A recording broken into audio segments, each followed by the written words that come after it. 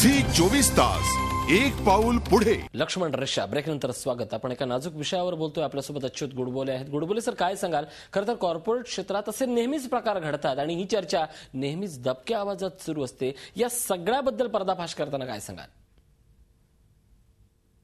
नाही, आता मला असं वाटतं की त्याचा संबंध इकॉनॉमीशी संबंध आहे. कॉर्पोरेट आणि खरं म्हणजे कॉर्पोरेट क्षेत्र काय किंवा ज्याला डोमेस्टिक एक्सप्लॉयटेशन म्हणू आपण, दोघांचा आपल्या अर्थव्यवस्थेशी संबंध आहे. प्रत्येकाला जर का स्वातंत्र्य असतं, आपल्याकडे जर का स्त्रियांना खूप जॉब्स उपलब्ध असतील, त्या कशाही तऱ्हेच्या करिअर जर का चूज करू शकत असेल, जे आज थोडंफार होत आहे. म्हणजे बँकिंग, IT, इन्शुरन्स या क्षेत्रात आता मुली यायला लागलेल्या आहेत, त्यांना थोडंफार स्वातंत्र्य आहे. पण हे जर का आणखीन जास्त असतं तर मुलींना हे डिपेंडन्स जो आहे तो वाढला नसता. घरात सुद्धा तो वाढला नसता. आज नवरा जे म्हणेल त्याप्रमाणे वागावं लागतं, कारण त्यांनी पैसे देणं बंद केलं तर काय, अशी एक परिस्थिती असते. त्यामुळे मी त्यालाही छळच म्हणेन. आणि कॉर्पोरेट जगामध्ये तर हे आणखीनच चालतं. कारण समजा बॉसचं ऐकलं नाही आणि माझी नोकरी गेली तर काय, असा सगळा, मग माझं लग्न कसं होणार, असे सगळेच आपले सामाजिक प्रश्न आहेत.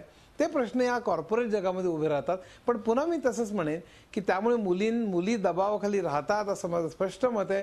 आणि ते वाईट आहे, पण त्याला सामाजिक आर्थिक कारण आहेत. फक्त पुन्हा एकदा मला सांगावंसं वाटतं की प्रत्येक कॉर्पोरेट जगात आणि प्रत्येक कंपनीत असंच चालतं अशी मात्र आपण समजून. नक्कीच हे प्रत्येक क्षेत्रात चालतं असा दावाही नाही. या सगळ्यातला आपण फक्त उकल शोधतोय आणि या उकलेमागचं कारण हे आहे की नैतिकता, कॉर्पोरेट क्षेत्रातली नैतिकता ढासळण्याचं हे सगळं लक्षण म्हणायचं का? मला नक्कीच वाटतं पण असं आहे की कॉर्पोरेट क्षेत्रातली नैतिकता ढासळणं, माझ्या मते कॉर्पोरेट क्षेत्रातली नैतिकता ढासळते फक्त याच कारणामुळे नाही, इतरही अनेक कारणांमुळे मला वाटतं ती ढासळलेली. मी कॉर्पोरेशन्सच एक जी नैतिकता लागते, एक समाजाकडे बघण्याचा दृष्टिकोन, किंवा अनेक कॉर्पोरेशन टॅक्स चुकवत आहेत, अनेक कॉर्पोरेशन करप्शन चालतं, अनेक कॉर्पोरेशन सरकारी अधिकाऱ्यांना पैसे लाच देतात, सगळ्याच नाही पुन्हा पण कित्येक, त्यातलाच हा एक भाग आहे. म्हणजे मला असं वाटतं की गेल्या अनेक दशकांमध्ये जे नैतिकतेचा एक प्रचंड ऱ्हास होत जाणं, एक संबंध कल्चरचं का संस्कृतीचं थिल्लरीकरण होत जाणं, पैशाला अवास्तव महत्व येत जाणं, आपल्या घरादारात आणि समाजात आणि कंपन्यांमध्ये सगळीकडे पैसा हा संपूर्ण मोठा आपल्या सगळ्यांवर राज्य करणारी गोष्ट निर्माण होणं, ह्याच्यामुळे जे संबंध म्हणजे ऱ्हास जो चाललेला आहे त्यातला हा एक भाग आहे. आणि या भागामध्ये म्हणजे उदाहरणार्थ मुली सुद्धा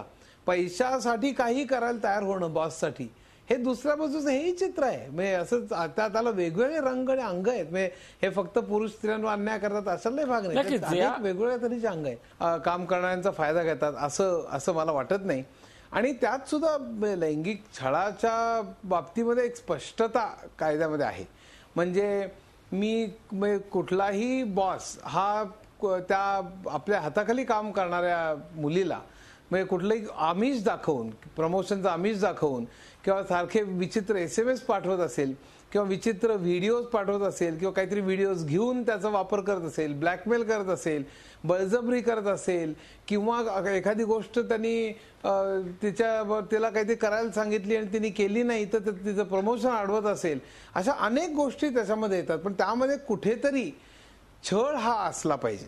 आता अर्थात इतकं ते थराला जाऊन पोचलेलं आहे, त्यामुळे इतकी अविश्वासाचं वातावरण सगळीकडे पसरलेलं आहे खरं म्हणजे, की कित्येक वेळेला की एखादी हाताखाली काम करणारी मुलगी आपल्या बॉसच्या विरुद्ध तक्रार करू शकेल की काय, की तो माझ्याकडे बघत होता, मग आता माझ्या विरुद्ध तो काहीतरी त्याच्या डोक्यात होतं, त्याने लैंगिक छळ केला, असंही होऊ शकेल की काय उद्या, असे आता लोकांमध्ये चर्चा चालू झाली.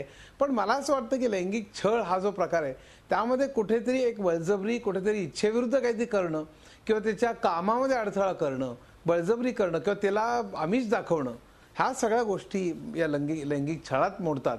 कॉर्पोरेट जगात सगळीकडे हे चाललेलं असतं असं मला वाटत नाही, पण काही बाबतीत मात्र हे चाललेलं असतं.